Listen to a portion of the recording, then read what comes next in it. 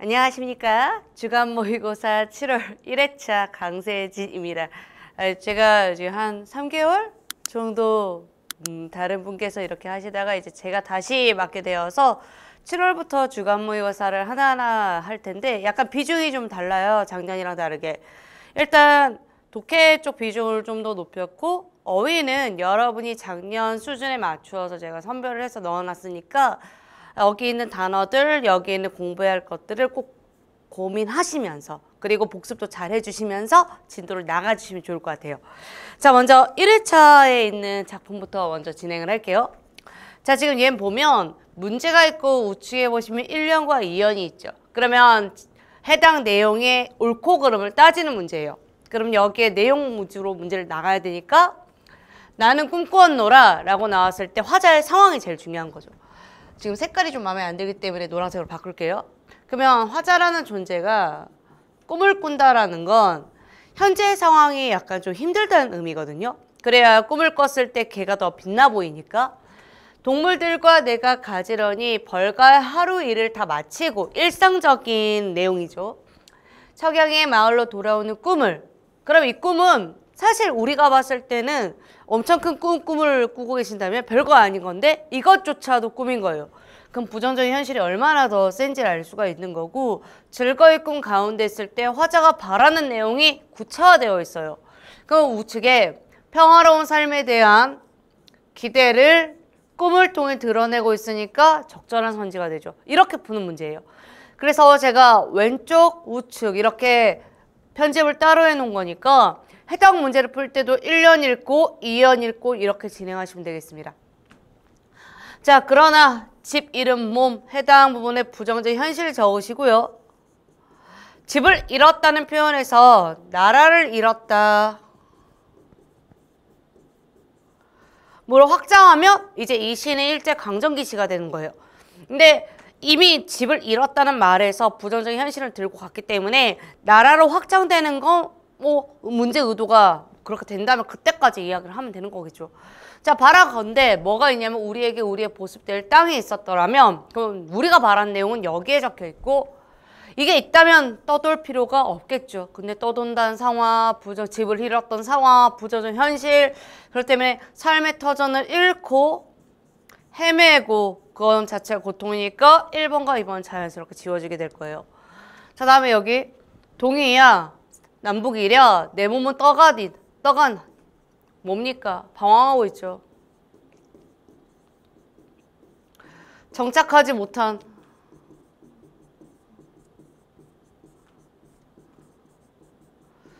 그러니까 이 문학이라는 건 글자에 적혀있는 상황 해석인 거예요. 일기를 읽듯이 어떤 주체가 무엇을 하느냐의 중심을 두고 대신에 얘가 뭐 희망의 반짝임이 있다라든가 별빛이 아득하면 물결뿐 떠올라라 가슴에 팔다리라 했을 때 해당 뭐 도치가 쓰였다 이런 걸 막 생각하면서 하시는 게 아니에요.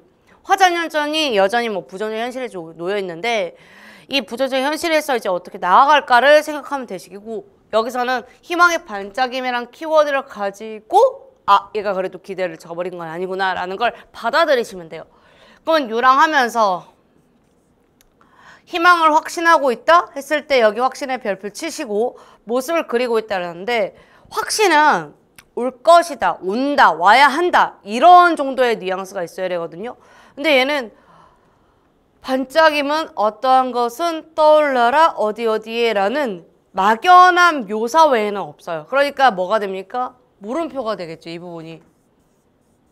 그러면 이제 4번이 확실하게 이제 선지가 구성되어 있다는 걸 느낀다면 적절하지 않은 거 정답은 3번인 거고 만약 여기 아예 없는 내용이 나온다면 4번이 정답인 거예요. 그러나 어쩌면 황송한 이 심정을 날로 나날이 내 앞에는 자칫 가는 길이 이어가라. 나는 나아가리라. 화자 의지 나와 있고요. 화자는 아무리 부정적 현실이 있다 할지라도 나는 이 현장에서 하나하나 나아가겠다라는 화자의 태도가 여기 나와 있어요. 한 걸음 또 한 걸음 보이는 산비탈은 온 새벽 동무들 저저 혼자 상경을 김매는 하면서 화자가 바라는 같이 있었으면 하는 동물들의 이야기까지 같이 이야기를 했고요. 절망적인 현실은 화자 현재 처해 있는 상황 극복하고자 하는 의지는 나아가리라 했기 때문에 정답은 3번에는 없습니다. 자, 그러다 보니 시 같은 문제가 나왔을 땐 당황하지 마시고 여러분이 시 해석을 할 수 있다는 거의 비슷한 구절에서 확인돼요. 특히나 뭐 문학 작품이라고 해서 뭐 엇나간 작품을 가지고 여러분께 해석을 묻거나 그렇진 않거든요. 그러다 보니 거의 보편적 정서, 보편적 이야기, 보편적 결과물 이걸 좀 패턴화 시켜주시면 사실 새로운 문학이 나올지라도 어렵지 않게 문제를 풀어갈 수 있을 거예요. 대신에 진짜 좀 짜증나는 문제용은 차라리 이런 것들이에요. 그래서 제가 이번에 어문교정 관련해서는 일단 기초 단어를 다 빼놨고 그 다음에 이제 중급 단어를 좀 빼놨거든요. 그럼 이제 그때부터 좀 의미나 이런 걸 좀 보셔야 될 거예요. 그래서 여기에 걷잡다라고 하면 대충이란 글자를 확인하시고 해당에 있는 건 겉으로 본다라고 해서 걷잡다는 예를 써야 돼요. 그러니까 디귿 받침이 아니죠. 그 다음에 이제 2번은 명훈이는 벌써부터 전발국수를 발처럼 느려 널고 있다는 거, 길이 이렇게 길게 있다는 소리거든요. 그땐 늘 이다를 쓰는 게 맞아요. 길이기 때문에 늘 이다예요. 그래서 제가 여기 맞추라 그랬죠. 그 다음에 이제 3번에 휠체어를 탄 세진이가 달려오는 승용차, 얘는 왜 이렇게 탔더냐. 아이고.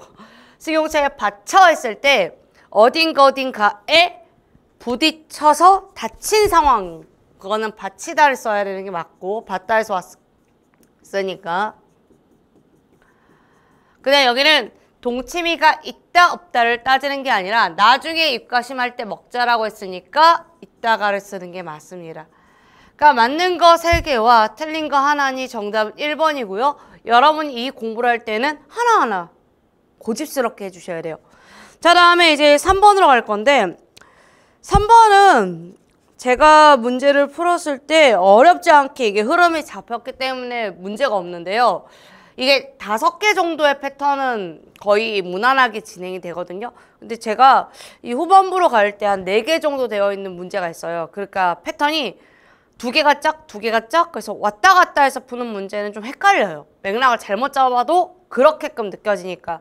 그래서 5개 있는 것들은 흐름 잡아서 그냥 문제를 풀어버리시면 되는데 특히나 뭐 이 뒤쪽이 뭐 패턴화 되어 있지 않거나 이러면 눈에 더 잘 띌 거예요.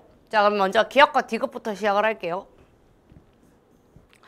어느새 환경 보존은 전 지구적 과제가 되었고 이것이 다른 모든 과제를 압도하는 것도 오늘날에는 너무나 당연한 일이 되어버렸다. 이 내용은 앞에 나와서 글을 시작하기 너무 부적절해요. 이유는 지금 어떠한 게 문제가 되었다라는 이야기를 하고 있는 거니까. 근데 이제 디귿은 운동은 근대 산업화에 대한 뿌리 깊은 불신에서 시작되었다라고 했으니 환경운동이라는 대상을 잡을 수가 있으며 그 환경운동이 왜 생겼는가? 근대 산업화에 대한 뿌리 깊은 불신에서 시작되었다 했을 때 근대 산업화라는 2가지를 잡을 수가 있어요. 근데 얘는 환경 보존이라고 했었을 때 앞서 있는 이야기가 있어줘야 왜 이게 전 지구적으로 갔느냐가 논의가 빠져요. 그렇기 때문에 기억은 앞쪽에 나오기가 어렵고 디귿은 앞쪽에 나올 만한 가치가 있는 것이죠.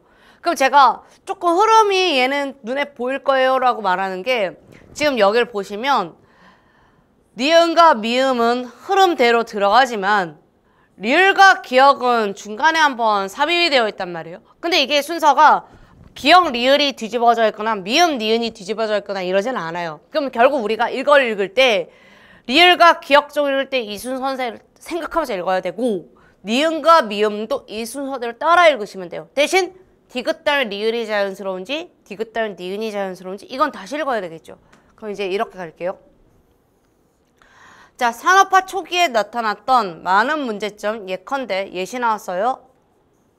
그럼 도시 오염의 확산, 그러면 경관 파괴가 일어나겠죠. 주민 건강 악화 일어나겠죠. 도시 오염이 시작되니까. 그래서 우리로 하여금 무분별한 발전이 과연 정당한지 되묻게되었다라면서 문제점에 의한 반성이 드러나고 있고 니은은 리을. 그리고 이러한 반성을 통해 사람들은 자연을 단순한 돈벌이 수단으로 여겨 마구 훼손해서는 안 된다는 사실을 깨달았다라는 어떤 반성이 앞서 있어줘야 가능한 문구가 나와 있어요. 그러다 보니 얘는 반성을 하고 있다는 점에서 니은이 그 다음에 리을은 이러한 반성에 맞추어서 논의를 잡아낼 수 있기 때문에 얘네들은 흐름을 갖고 가야 되는 거예요. 대신 제가 여러분께 니은과 리을은 여기에 관계가 어때요? 바뀌어져 있죠? 이런 관계를 이제 고민을 하셔야 되는 거죠. 자, 그 다음에 이제 리을 다음에 기억에 있는 걸, 리을 다음 미음에 있는 걸 이제 확인하러 갈게요. 이 과정에서 인류의 생존을 위해서 지금 당장 성장을 멈춰야 한다는 아주 극단적인 결과가 나와 있고, 그러다 보니까 이제 결론으로 어느새 이거는 우리 전 지구적 과제가 되었다. 그리고 이 과제를 압도하는 것도, 이것이 다른 모든 과제하는 것도 굉장히 당연시 되었다 해서 환경오염과 이걸 보호하고자 하는 글쓴이의 생각을 읽을 수가 있어요. 그러면 이걸 처음 듣는 학생들이 있기 때문에 제가 말씀을 드리는데, 전개 순서는 일단 제일 중요한 건 독해예요.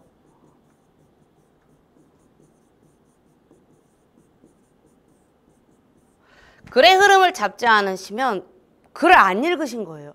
그러니까 글을 읽어야죠. 글을 읽어야죠라고 했을 때 앞뒤 문장의 연결이 자연스러운지를 보셔야죠랑 같은 말이고, 앞에는 뭐 제가 갑자기 아이스크림 먹는 이야기를 했다가 B 같은 경우 아이스크림 나쁜 거야 라고 이야기를 하면 이 글쓴이가 말하고자 하는 바가 뭔지가 헷갈린단 말이에요. 근데 제가 아예 명백하게 아이스크림에 대해서 내가 명백하게 나쁜 점을 지적을 하고 거기에 맞춰서 근거와 거기에 따라서 예시를 드러낸다면 흐름이 자연스럽단 말이에요. 그러다 보니 독해력은 키우셔야 돼요. 대신에 힌트는 주어요. 2개. 하나는 접속어, 하나는 흐름을 잡는 선지. 그래서 이 선지 구성을 볼 줄 알아야 된다라고 말씀을 드릴 거고요. 선지에 있는 내용에 좀 집중을 많이 해주시면 되겠습니다. 자, 그러면 해당 3번 문제까지가 일단 해당 1페이지에 있는 위쪽에 있는 것까지 진행을 하겠네요. 문제 4번은 제목인데, 제목은 이걸 다 울어야 돼요. 중요한 건 소거해서 보세요. 이게 딱 얘밖에 안 돼 라고 하기보다는 얘가 제목되긴 너무 이상해 라고 하고 접근하는 게 훨씬 더 괜찮을 거예요. 자, 그럼 글 독해하러 들어가겠습니다. 판소리는 전체적인 통일성이 유지되지 않더라도 한 장면의 의도를 온전히 구현하기 위해 해당 부분에 충실한 형상화를 가능하게 하는 장면의 극대화의 원리가 적용되고 한다 라고 나와 있죠. 그러면 지금 이게 판소리라는 이야기에 먼저 통일성 여부는 그냥 생각하지 말자라고 했어요. 대신에 어떠한 부분에 의도성이 있다라면 뭐 할 수 있다? 장면의 극대화를 할 수 있다가 얘의 장점이라고 말한 거예요. 글을 읽을 때 첫 문장에 대한 독해력은 계속 키우셔야 되고, 다음 이에 따라니까 그대로 이어가야 되겠죠? 서사적 요소인 사설의 형식적 논리가 파괴되는 것처럼 보이기도 하지만 사설의 형식적 논리는 아마 그 흐름을 따라야 되지 않겠는가 라고 하는 거고, 판소리의 관리로 본다면 그렇게 볼 수만은 없다라고 해서 판소리의 관리로 봤을 때는 허용된다라는 점을 지적을 했어요. 다음, 판소리는 삶의 다양한 국면들을 생생한 현장의 목소리를 전하고자 하는데 삶은 논리만으로는 해명될 수 없는 면이 있기 때문이고, 딸을 판 아버지라면 남은 생을 했을 때 예시 나오기 시작을 했죠. 고뇌와 비탄 속에서 살아가는 것이 논리적이겠지만 이것이 삶의 전면적 진실은 아니라는 점을 지적을 해요. 그러면 지금 우리가 논리적으로 생각해야 될 부분과 그렇지 않은 부분을 판소리 어떻게 승화하고 있는지를 집중해야 되는 거죠. 극도의 슬픔에 빠진 인간에게 다시 웃을 일은 생기는 것이죠. 계속 하루 종일 울 수는 없어요. 장례식장에서 24시간 내내 우시는 분은 없으세요. 울다가 또 오랜만에 만난 친구 있으면 또 이야기를 하다가, 근데 그게 제가 너무 어렸을 때 겪었던 것도 있긴 하지만 그때는 다 울고 있었어요. 근데 지금은 연세가 좀 있으시니까 그냥 웃기도 하고 한단 말이에요. 그 차이가 좀 있어요. 그러면 웃는 것이 우리의 삶이다라고 했을 때 여기에서 여러분이 밑줄을 친 부분은 여기여야 되는 거예요. 논리적이지 않은 부분. 그러면 시간이 흐른 뒤 신봉사처럼 딸을 판 대가로 받은 많은 돈을 자랑하면 마을을 어슬렁거릴 수 있다 없다? 있겠죠. 미친놈이긴 하겠지만. 삶과 관련지어 본다면 신봉사의 골개적인 별표, 비탄으로 시종을 하는 것보다 더 현실적인 것이며 이에 대한 풍자가 연결, 판소리 특유의 재미를 낳는다. 그래서 판소리는 어떤 거에 목적을 갖고 있다? 장면의 극대화이고, 특히나 어떤 예시, 논리적이지 못한다는 것, 그 다음에 웃음, 풍자, 이런 것들을 끄집어냈다라면 해당 글의 독해는 끝난 거예요. 자, 그러면 기원과 역사를 갑자기 찾으라는 소리가 아니고 전통 계승을 어떻게 할 거냐의 문제가 아니고 삶의 전면적인 진실이 무엇인가에 대한 공개, 그 다음에 다양한 관계는 그런 문제가 아니기 때문에 정답은 3번 이렇게 나와요. 그러다 보니 글은 제목은 차라리 소거하는 게 빨라요. 이건 아니야, 이건 아니야, 이건 아니야 이렇게 진행을 하면 되는 거니까. 자, 이번에 5번 문제를 좀 풀어보러 갈까요? 설득이네, 설득. 내 생각이 맞다는 걸 너한테 납득시키는 방식. 나의 생각과 같으면 당연히 확신을 두도록 하겠죠. 내 말과 같으니까. 생각과 바를 구체적인 행동으로 실천하게 하는 게 설득이겠죠. 청자의 생각이나 행동에 영향을 끼치고자 하는 말하기라 확실하죠. 그런데 4번은 유용한 정보를 객관적으로 전달하는 건 설명이지 설득이 아니에요.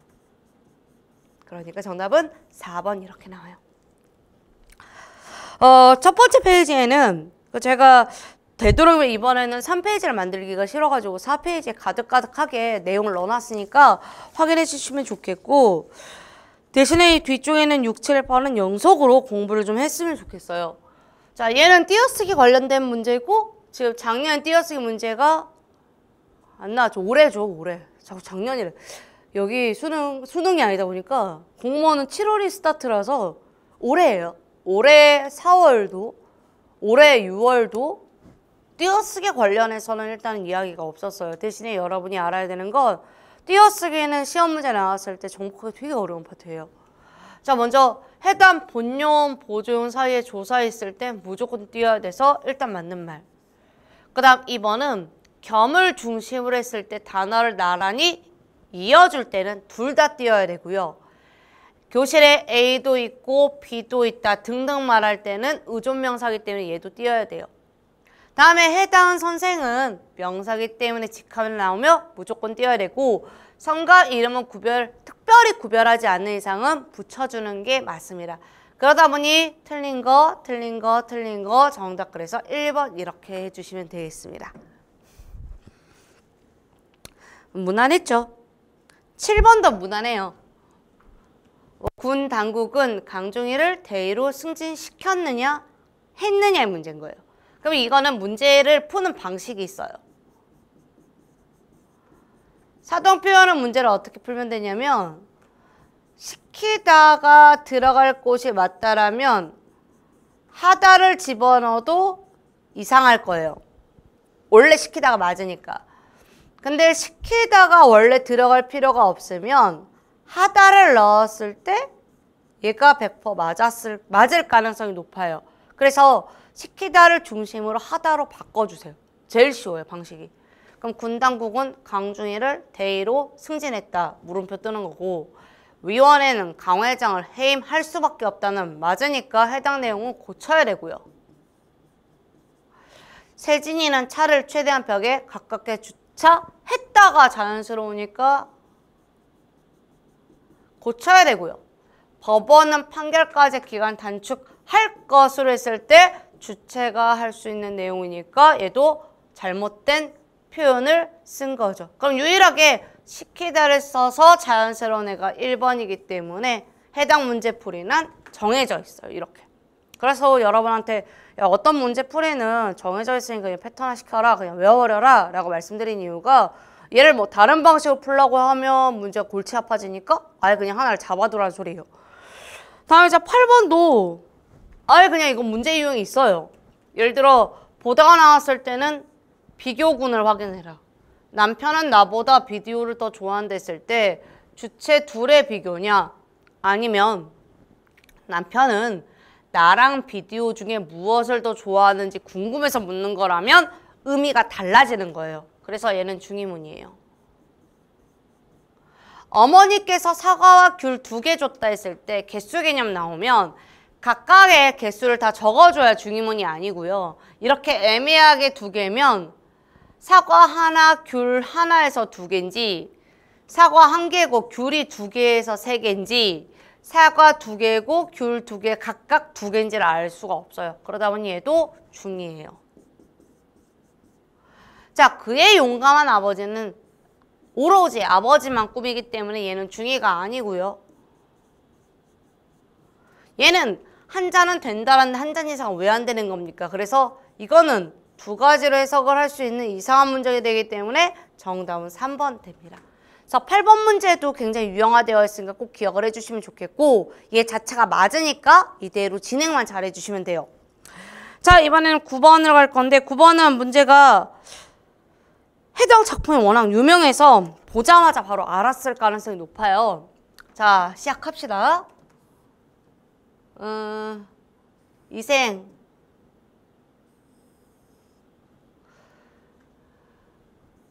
사랑 이야기는 언제나 슬프지. 이생도 처연해져 한탄하기를 맞이하네 말했대. 차라리 낭자와 함께 구천에 갈지언정 했을 때 구천 동그라미 지옥. 어째 할 일 없이 홀로 남은 생을 보존하겠소 했을 때 지금 이생이랑 누구랑 이야기하고 있죠? 낭자.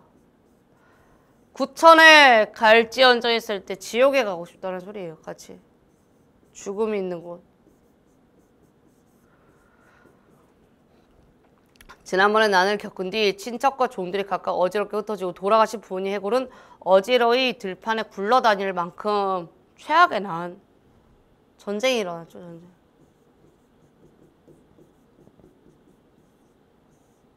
저는 태어나서 지금까지 전쟁의 여파를 겪은 세대는 아니에요. 근데 전쟁은 뭐 소설, 뭐 영화 이런 걸 보면 제가 부정적인 현실이라고 말했을 때 와, 우리가 지금 겪고 있는 부정적인 현실은 그거거든요. 일을 하고 싶은데 뭘 하긴 했는데 왜 이게 제대로 잘 안 풀리지? 내 인생은 뭐가 문제인 거지? 사회적 구조가 뭐가 문제인 거지? 근데 아무도 답을 안 내려주는. 이게 우리가 겪는 부정적인 현실이거든요. 근데 전쟁은 뭐 내가 나가고 싶지 않은데 불구하고도 뭐 적군 쳐들어오니까 문제가 돼요. 그로 인해 돌아가시고요. 어쩔 수 없이. 제명에 살지도 못하고. 근데 지금 보면 이생의 부모님은 일단 돌아가셨어요.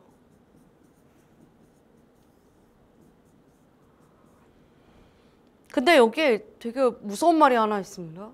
낭자가 아니었다면 누가 제사 지내고 묻어주었겠는가? 낭자가 어떻게 한 거죠? 되게 기이한 일이죠. 옛사람이 말하기를 살아서는 예로서 섬기고 죽어선 예로서 장사 지낸다. 그쵸? 예가 중요하다라는 것. 유교적인 덕목. 장사 지낼 때도 예를 갖추어서 하죠. 굉장히 엄숙해져요. 낭자는 이를 모두 다 실천해야 돼요. 살아계실 때도 효를, 돌아가실 때는 장례를. 천성이 효성스럽고 인정이 두터운 사람이요. 그럼 지금 여기까지 이야기했을 때 환경적 이야기 하나랑 낭자에 대한 칭찬 위주로밖에 없죠. 그걸 포인트라고 잡아야 글을 읽으신 거예요. 그냥 막 문장이니까 쭉쭉 읽는 게 아니라 지금 이 대화를 할 때 뭐가 포인트지? 여기에 따라서 무슨 대화를 진행을 하고 있는 거지? 어떤 내용을 하고 있는 거지? 감격스러움은 한량없고 자괴감을 이길 수가 없어. 인간 세상에 더 머물렀다. 100년 뒤에 함께 묻힙시다. 애걸조의 모습이네요. 그래서 여자가 난구님의 숙명은 아직 남아있다. 저는 이미 귀신 명부에 올라있으니 더 오래 보지 못합니다. 이미 여기서 비현실 느껴지죠. 최근에 악기 보고 있는데 여러분 혹시라도 최근에 뭐 보고 싶은 드라마가 있다면 악기 보세요. 악기가 제일 재밌습니다. 지금. 만약 인간 세상에 연연해 하면 명을 어기는 것이니 나에게 죄를 줄 뿐 아니라 그에게도 누가 미칠 거다. 그러니까 같이 살고 싶죠. 근데 만약 그렇게 되면 얘가 있어야 될 공간의 어떤 흐름이 안 되니까. 그러니 저의 유골이 아무 곳에나 흩어져 있으니 은혜를 베풀어 주시려거든. 야, 이것도 슬프다. 바람과의 빛에 들어가지 않게 해주십시오. 그러면 지금 나뒹굴고 있다는 소리잖아요. 서로 바라보며 눈물을 흘리다가 여자가 말했다. 난구님 잘 계십시오. 말을 마치자 점점 사라지더니 자취가 없어졌다. 이렇게 끝났어요. 이생의 유골을 수습해서 부모님 옆에 묻어주었고 둘 다 사망이네요. 장례를 마치고 나서 이생 또한 그리움 때문에 병이 들어 몇 달 뒤에 죽었다라는 결과. 그치, 그립지. 이게 공감된다니까. 아무것도 안 나왔을 것 같아, 이생은. 이 말을 들은 사람들은 마음 아파하고 탄식하고 그 의리를 사모하지 않음이 없었다. 사모했다는 소리예요. 그럼 지금부터 이제 찾으셔야 돼요. 이 짧은 글 안에 문제가 하나씩 있는 거예요. 하나씩. 그러면 유교 사상이 강조한 덕목은 이생의 말에 예와 관련된 거에 있죠. 그리고 이생의 말에 행정과 품상을 압축하는 듯이 요약적으로 낭자에 대한 이야기를 했고요. 사건의 전개에 비현실, 귀신이기 때문에 가능하지만 어떤 사건을 통해 고독이 전혀 해소되지 않기 때문에 정답은 4번 나와요. 집중력. 자, 이번에는 우측에 있는 10번 문제로 갑시다. 자, 기역부터 리을의 뜻풀이에 해당하는 속담으로 적절하지 않은 걸 골라달래요. 기역 뭘까요? 식자우한.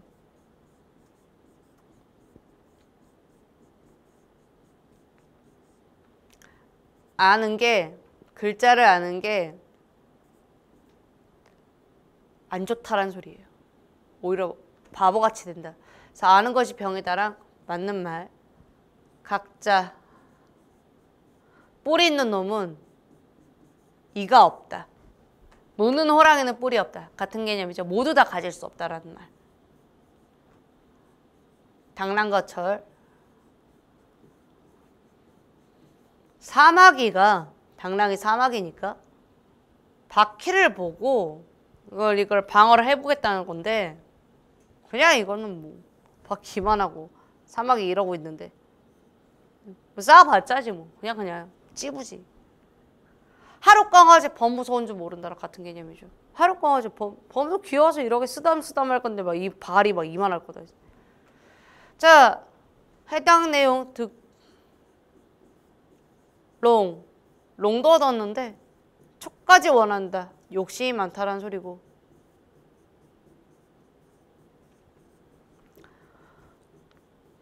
양지가 음지되고 음지가 양지된다는 항상 모든 일이 동일하게 벌어지지 않는다. 좋은 일이 있다가 나쁜 일이 있다. 이런 이야기예요. 그래서 해당 내용 유일하게 맞지 않기 때문에 정답은 4번. 한 번 더 확인해 주시는 과정. 그래서 사자성어는 한 번은 어렵고 한 번은 쉽고 이러실 거예요. 그래서 어려운 건 왜 어려운지 단어 확인해 보시고 의미가 어려운지 아니면 단어 자체가 어려운지 확인해 주시면 좋겠어요. 자, 이번에는 11번으로 갈 거고 이건 다 어려워요.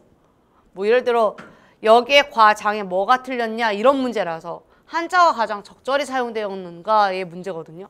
별표. 자, 한자어에 관련된 문제 유형 좀 알려드릴게요. 한자어가 문제에서 발문이 좀 제대로 되었으면 좋겠는데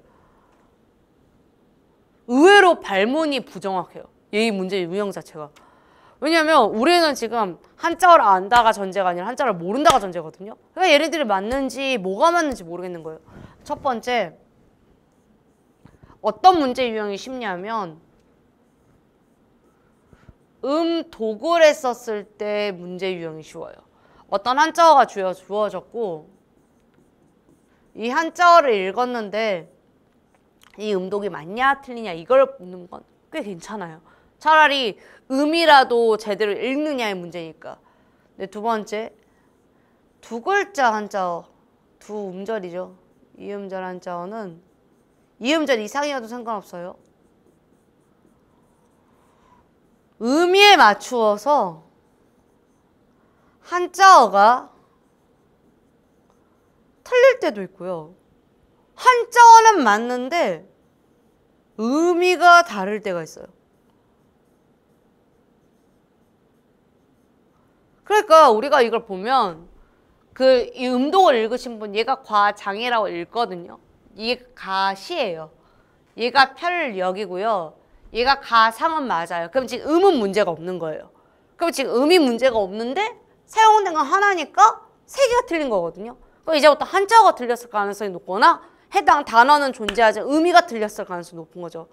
그럼 여기에는 과장에 장이 틀렸다. 여기 가시에 보일시를 넣어야지 라고 했을 때 이 시가 맞는지 가상할 때는 생각상을 넣어야 돼 라는 게 맞는지는 내가 뭐 외워야 문제를 풀 수 있는 거예요.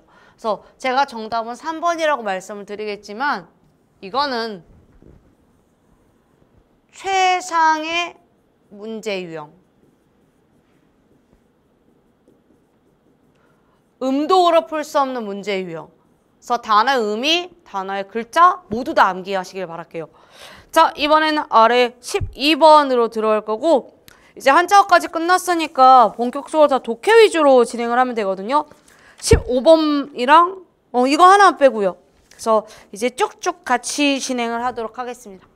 자, 농사는 열심히 하는 것 같은데 알고 보면 남는 건 겨우 나무의 빗뿐. 불쌍하네. 얘도 열심히 사는 애가 좀 잘 됐습니다. 이런 글자가 별로 없어. 자, 농사를 했고 돈 문제네. 남는 게 없어. 이러다가 결말엔 봉변을 면치 못할 것이다. 하루는 밤이 깊어서 코를 골며 자는 아내를 깨웠다. 아내 인물 나왔어요. 밖에 나아가 우리의 세간이 몇 개나 되는지 세어보라고 하였다. 그리고 저는 벼 위에 먹을 갈아 붓에 찍어 들었다. 벽을 밟는 신문지는 누렇게 걸었다. 그 위에 아내가 불러주는 물목대로 일일이 나려 적었고 쭉 넣어 적었다는 거예요. 세간이 뭔지? 세간. 재산이죠. 독이 3개예요. 호미가 2이요. 낫이 하나. 밥사발, 젓가락, 집이 석트. 그 다음엔 제가 빚을 얻어오는데 그 사람들 이름을 쭉 적어놨다. 진짜 답이 없네. 세간살이 거의 없어요. 야, 뭔가 돈이 없으면 팔아 먹을 거라도 있어야 돼. 그것조차 없어. 그러면 제각기 그 아래다 달아놓고 그 옆으론 조금 사이를 떼어 역시 조선문으로 나의 소유는 이것밖에 없노라. 나는 54원을 갚을 길이 없으면 죄진 몸이라. 도망하니? 그럼 이 빚을 어떻게 하지 못하고 도망가 버리네요. 그대들은 나의 싸울 게 아니겠고 서로 의논하여 악을치 않도록 분배하여 가길 바라노라 하는 의미의 성명서를 벽에 남기자 안으로 물들을 걸어닫고 울타리 밑구멍으로 새 식구가 빠져나왔다. 도주한 장면이죠. 이것이 응칠이가 팔자를 고친 첫날이었다. 가장 적절한 거. 왜 이렇게 살았는지에 대한 이유가 있습니까? 작중인물은 미래에 대해 낙관적인 전망을 하고 있습니까? 미래에 대한 언급이 아예 없어요. 농민들의 물질 만능주의적 태도에 대한 비판. 이게 물질 만능주의면 너무 불쌍하죠. 돈이면 다 된다는데. 작중인물은 현실을 벗어나기 위해 일탈적 방식, 무엇을 도주를 선택을 했고 정답을 해서 4번만 됩니다. 그럼 우리가 아까 그 이생과 관련된 지문과 다르게 얘는 다 행동 위주예요. 얘가 어떤 상황에 놓였는가, 상황에 놓였는가, 상황에 놓였는가, 상황에 놓였는가, 상황에 놓였는가? 그러니까 상황 문제밖에 안 나오는 거예요. 그래서 문제는 의도가 있으니까 거기에 맞추어서 진행을 좀 해주시면 되겠습니다. 자, 이제 뒷자 넘기시고 3회 3쪽짜리 문제는 총 5개가 있고요. 13번은 독해이기 때문에 항상 첫 문장과 두 번째 문장의 흐름이 제일 중요해요. 독서란 전략적이어야 한다. 전략적인 독서는 읽는 글의 내용이나 성격에 따라 그리고 자신의 배경 지시 여부에 따라 독서 방법을 달리하는 것이 전략적이다. 일단 전략적인 흐름 잡았죠. 따라서 독서를 잘하기 위해서 독자는 자신의 독서 과정을 되돌아보면서 부족한 점, 예를 들어 뭐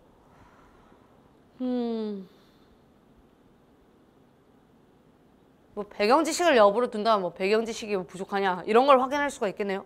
근데 부족한 점을 점검하게 맞는지 한번 확인을 해볼게요. 적어놓고 또한 독서가 우리 인생에 필요한 거 에라이 인생 여부 이야기하고자 하는 건 아니죠.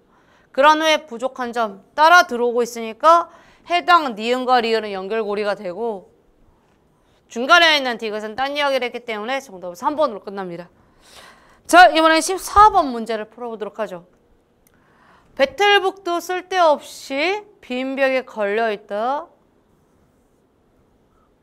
시루솥도 버려두니 붉은 독이 다 끼었다.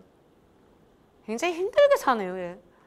새 시절기 명절 제사는 무엇으로 해올리며 친척들과 손님들은 어디에 접대할고. 그러면 가난에 대한 걱정이 나와 있습니다. 가난.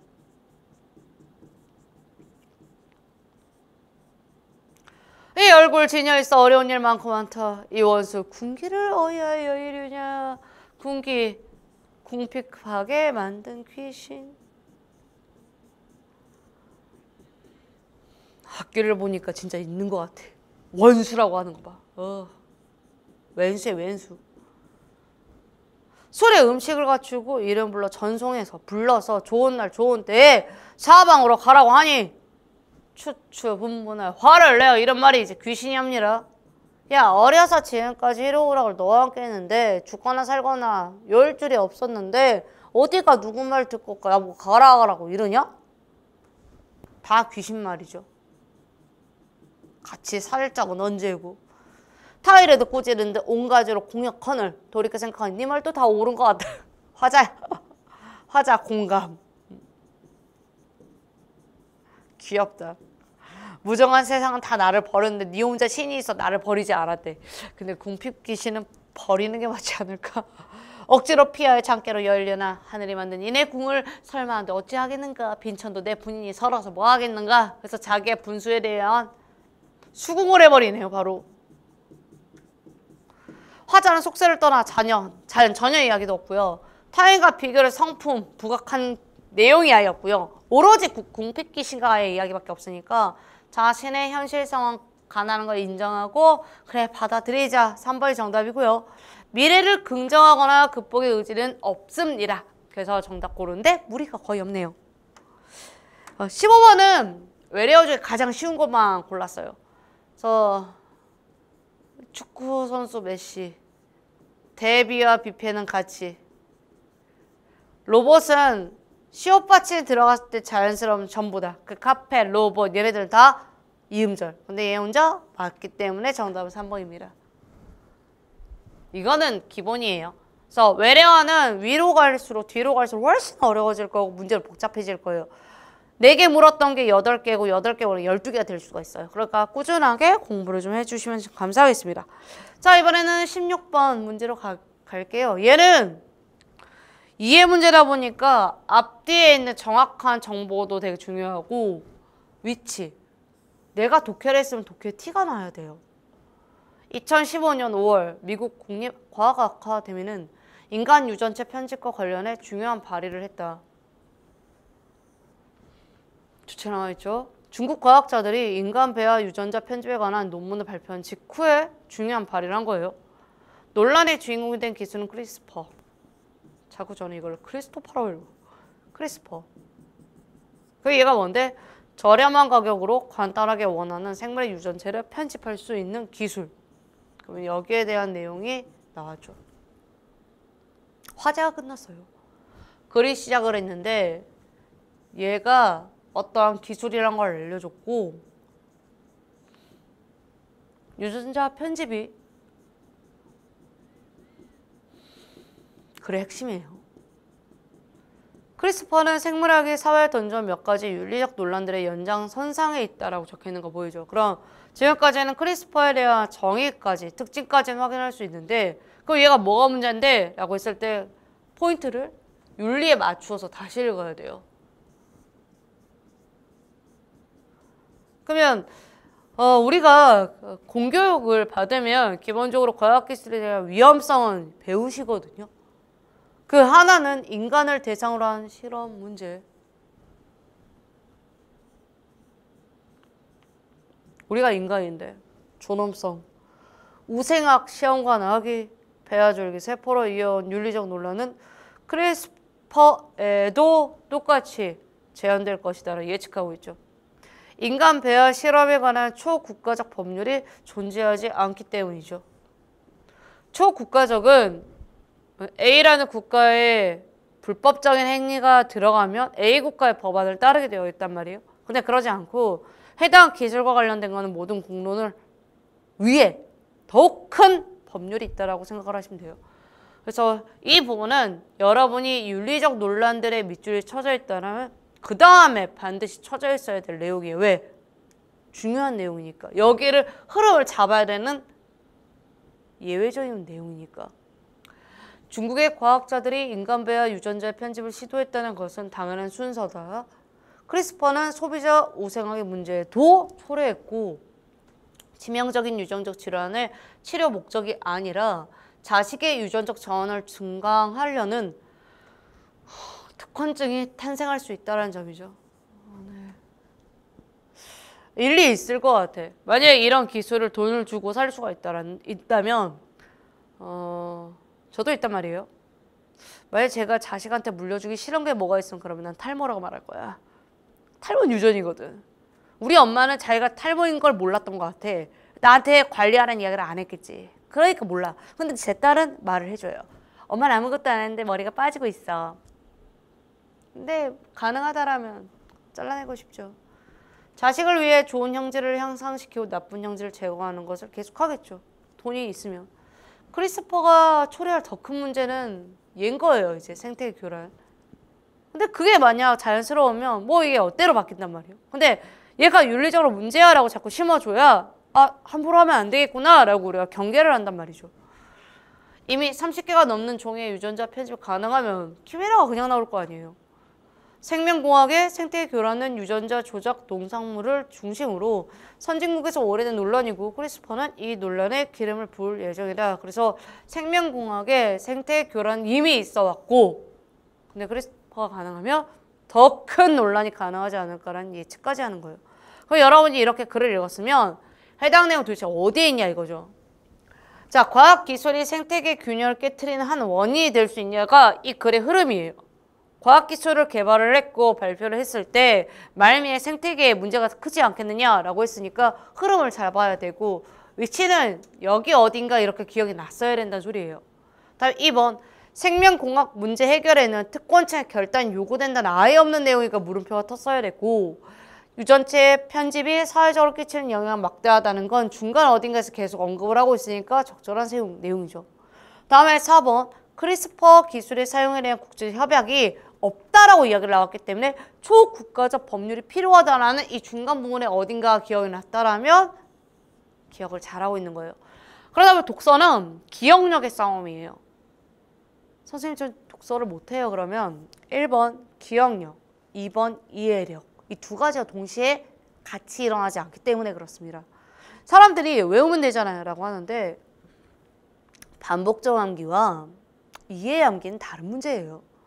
저도 영어 단어를 외울 때는 깜지를 써요. 어제도 한 번 더 썼어. 콜리드란 단어, 콜라이드, 충돌하다 단어 외워가면서 저도 요즘 영어 공부를 다시 시작을 했거든요. 혹시 몰라서 세상 살아가는데 국어만 쓸 수가 없는 세상이 나올까봐 저 영어를 다시 시작을 하는데 할 때마다 단어는 이런 반복적 암기인 거예요. 근데 독해할 때, 영단어 독해할 때는 내가 외운 단어를 가지고 의미를 이해를 해서 앞뒤 문장을 독해를 해야죠. 그래야 문제가 풀리는 건데. 그래서 기억력과 이해력은 같이 들어가야 되는 거고. 자, 이번에는 아래에 있는 17번 묘사에 대한 이야기를 할 건데 얘도 같은 내용의 흐름이니까 잘 가져가 주시고 자, 얘도 읽어봅시다. 자, 묘사란 시작했어요. 제가 지금 치아가 하나가 없어서 발음이 좀 정확히 하고 싶은데 뭐 아시다시피 치아가 한 개 없으면 굉장히 신경 쓰여요. 즉 어떤 사물이나 어떤 사태를 그림을 그리듯 그대로 그려냄을 가리킨다예요. 묘사에 대한 정의가 나왔습니다. 전 정의와 특징이 정확하면 저렇게 표시를 해놔요. 저게 여기가 제일 중요한 내용이니까. 역사나 학술처럼 조리를 세워 끌어나가는 것은 기술이지 묘사는 아니다 라고 적혀있죠. 그러면 지금 묘사 기술에 차이가 드러난 건 확실하네요.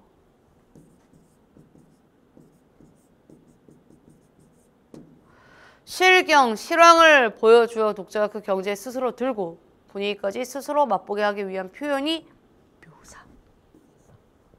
그럼 묘사 2차 특징이 나왔죠. 아름다운 풍경을 보고 아름답구나 하는 것은 네 심리예요. 자기의 심리인 아름답구만 써가지고는 독자는 아름답구만 이러면 이해가 안 되는 거예요. 만화는 왜 이해가 되냐면 얘가 아무리 말을 덜 써도 그림이 보여져요. 내가 구상한 내용이 바로 눈에 보이니까. 영화랑 그래서 영화를 이해하는 습득력이나 드라마 이해하는 습득력 다 달라요. 책은 구체화시키는 거예요. 그래서 어린 아이들한테 만화로 되어 있는 것보다 글자로 되어 있는 거에 상상력을 좀 더 이끌어주세요 라고 이제 가르치는 거죠.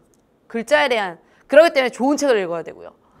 독자에게도 그런 심리를 일으키기 위해 목적. 그 풍경의 아름다운 까닭을 즉 하늘, 구름, 산내, 나무, 돌 등 풍경의 재료를 풍경대로 조합해서 문장으로 표현해 주어야 독자도 비로소 작자와 동일한 경험을 그 문장에서 얻고 똑같이 심리에 이를 수 있는 거죠. 그럼 문장을 해야 뭐 심리에 이르든 말든 할 거 아닙니까? 이렇듯 제재 현상을 문장으로 재현하는 것이 묘사다. 한 번 더 비슷한 말 한번 나왔죠. 묘사할 때 명심해야 할 사항으로 다음에 몇 가지가 있는데 여긴 다른 거니까 끊어버릴게요. 첫째, 객관적일 것. 언제든지 냉정히 관찰을 하고. 둘째, 정연할 것. 시간적으로든 공간적으로든 순서가 있어야 내가 인상을 받아들일 수가 있고. 셋째, 사진을 찍는 것과는 달라야 할 것. 대상의 핵심과 특색을 위주로 묘사가 들어가 줘야 되지 다 적으면 뭘 쓰는지 몰라요. 그래서 1번은 버려도 된다라는 점을 지적을 했죠. 이게 바로 묘사의 특징이다. 자, 끝났어요. 그럼 여러분이 해당 내용을 볼 때 2번은 너무 뚜렷해야 돼요. 2번은 초반에 읽었을 때 여기 어딘가 있었으니까 실경과 실황을 보여주는 것이다. 완벽해야 되고 대상을 제대로 묘사하기 위해서 대상의 모든 정보를 표현해야 할 필요는 없다는 말미에 있었으니까 해당 부분은 확실하고 그럼 제재 현상을 문장으로 제안하는 건 중간 어딘가에 존재했으니까 확인하되 객관적이어야 되는 걸 지적을 안 한 건 아니거든요. 그렇다고 네 심정을 다 없애라는 소리는 아니에요. 그렇기 때문에 정답은 3번 되겠습니다.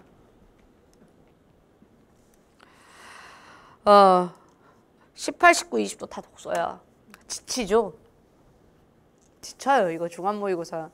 그래서 제가 작년에는 중간모의고사 1회차 제가 처음 시작했었을 때 여러분 독서만 계속하면 지치기 때문에 지금 초반에는 좀 어휘나 문법에 좀 더 치중해서 제가 넣어드릴게요 라고 했는데 올해부터는 그래도 이제 제시 보시는 분들도 있을 거고 그리고 그 학생들이 좀 독서를 요구하는 바도 있었고 그래서 이제 독서 배치를 좀 발리했어요.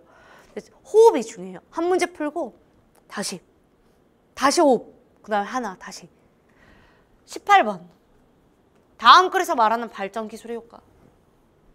그럼 주제는 정해져 있습니다. 발전 기술. 현재 수소 이용 기술 중 가장 유망한 분야로 꼽히고 있는 것이 수소와 산소를 반응시켜 전기를 생산하는 연료전지 발전이다. 끝났죠? 수소 이용 기술 중 하나예요. 그러면 뭐가 끝났냐면 범위요. 수소를 이용하는 기술이 수많은 게 있는데 그중에서 연료전지 발전에 포인트를 가지시면 돼요. 발전 기술이니까. 그 연료전지는 전기를 생산하는데 연소 과정이나 구동 자체가 필요가 없으니까 굉장히 경제적이네요. 부품 자체가 없으니까. 에너지 생산 효율성 높죠? 경제적이죠. 특징이니까 확인하시고요. 연료전지에 대한 내용. 연료전지 발전 왜? 핵, 융합, 발전도 했을 때 차이점 드러내기 위한 또 다른 대상 나왔고요.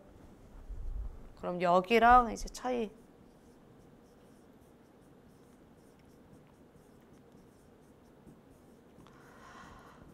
다만 두 개 모두 다 발전 기술이라고 적었으니까 이렇게 공통점을 잡으셔야겠죠.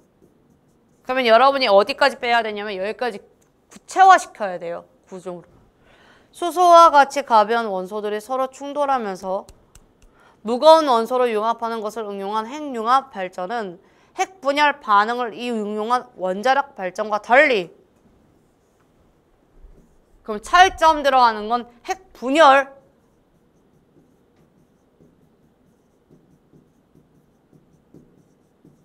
차이 두 가지에 대한 내용 공통기술, 발전기술 그럼 핵융합 발전이 훨씬 더 낫다라는 거예요. 왜냐면 방사능 유출의 위험이 거의 없으니까.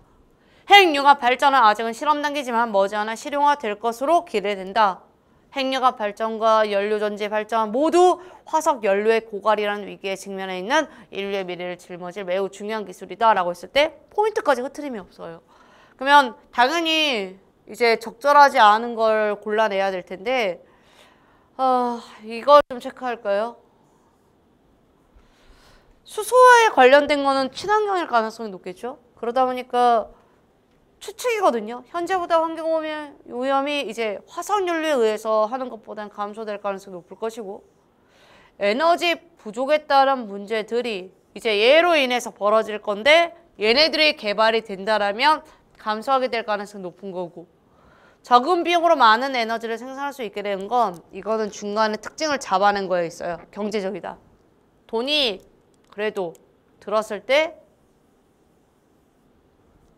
경제적이란 말을 하려면 그래도 적게 든다는 소리 아닙니까?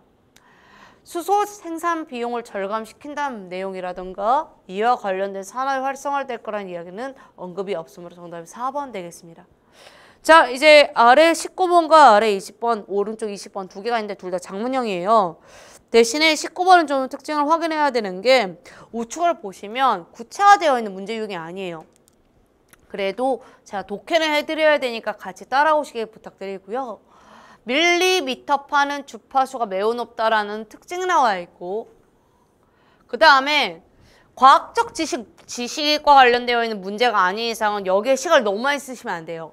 주파수가 높으면 진동 횟수가 많고 이해가 되시면 바로 넣으시고요.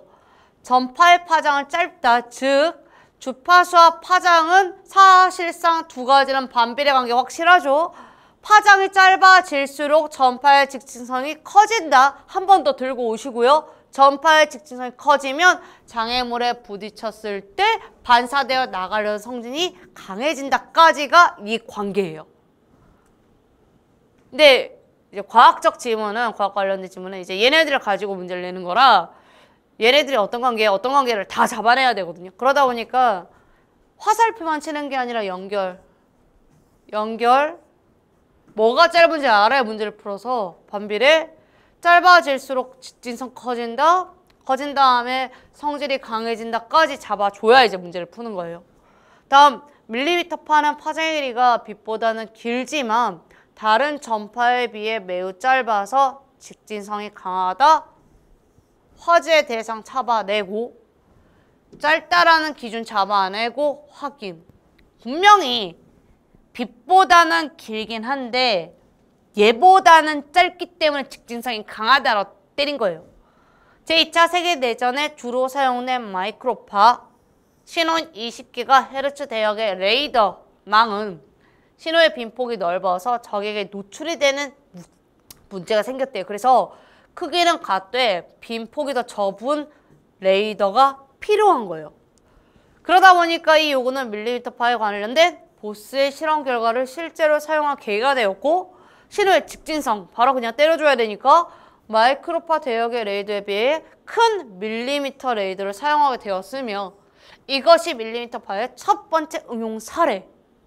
이후에 밀리미터파는 군사용 레이더 개발에 많이 응용됐다. 그럼 결국 전쟁이 기술을 개발시킨 건가 싶죠. 밀리미터파는 직진성, 대기 감쇄 특성 때문에 한 번에 먼 거리로 데이터를 전송하는데 어려움이 있대요. 먼 거리로 한 번에 먼 거리는 문제가 있대. 그러면 파장이 짧아 전자회로와 안테나 크기를 작게 만들 수 있다는 장점이 있겠지. 그럼 이건 단점이고 파장 짧다는 아까부터 강조를 했으니까 들고 와야 되는 거고 얘로 인해서 크기를 작게 만들 수 있다는 특징이 있으면 가용 대역폭이 넓어 사용할 수가 있고 수기가헤르츠 대역폭을 필요로 하는 대용량 데이터의 고속 전송에 유용한 장점이 있다 해서 끝이 나요. 근래 들어 반도체 공정 기술의 발달로 밀리미터파 부품의 가격이 내려. 이건 가격 내렸으니까 이것도 장점이겠죠. 고품질 영상 데이터와 같은 고속 데이터의 전송 수요가 많아짐에 따라 밀리미터파는 점점 더 우리 생활 속 깊숙이 파고들고 있다 이러면서 밀리미터파의 특징까지 끝났어요. 그러면 이거 1번이 그냥 정답인 거예요. 왜냐면 인식 변화를 주고자 이거를 쓴 게 아니니까 얘는 말이 안 되고 장단점은 있지만 전문가의 견해가 없으며 인체에 유해한 전파라고 말하고 있지 않기 때문에 그렇죠.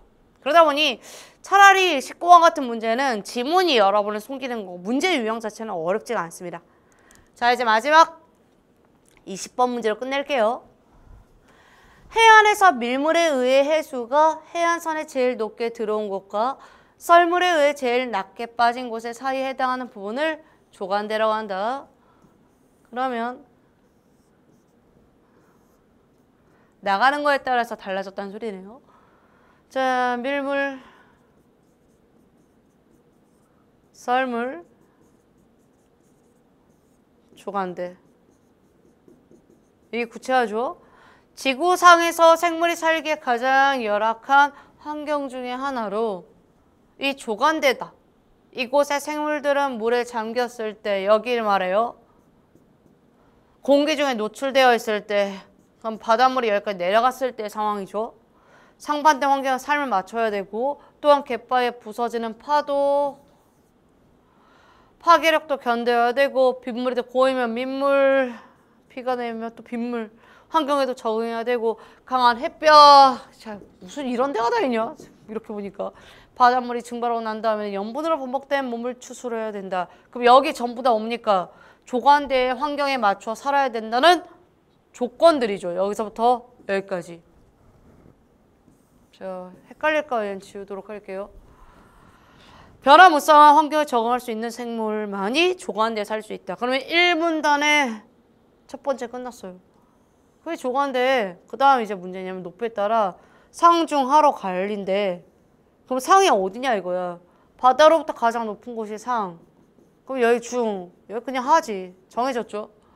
그러면 이 순서가 여기의 순서에 따라서 진행하는지는 이제 구조화가 되어 있는지 확인하면 되고, 조간대 상부에서 시작을 하니까 구조는 깔끔하게 끝나네요. 뜨거운 태양열을 견뎌내야 되고, 중부는 만조대는 물에 잠기지만 간조대는 공기 노출. 그런데 물이 빠져 공기 중에 노출되었다 하더라도 파도 위에 어느 정도 수분은 있다라는 거.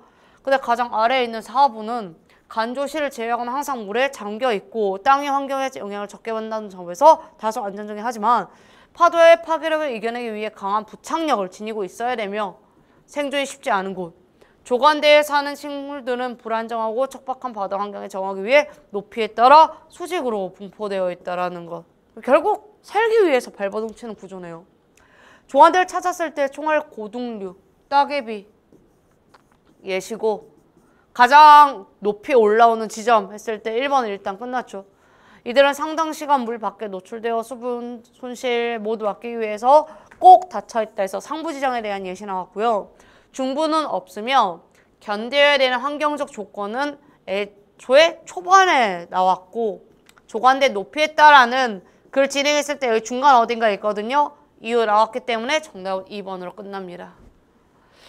자, 주간 모고가 이제 계속 시간이 한 1시간 정도가 유지가 될 거예요. 원래 어법, 문법, 어휘, 예로만 이루어져 있는 강의일수록 짧아요. 근데 그렇지 않고 독서, 문학 이쪽에 있는 비중이 13문제 정도가 계속 지속이 되면 대략 한 1시간 정도로 생각을 해주시면 좋겠습니다. 그래도 꾸준하게 가져가면 여러분께 되니까 다음 시간에 또 뵙도록 하겠습니다. 그러면 2회 때 뵙겠습니다. 감사합니다.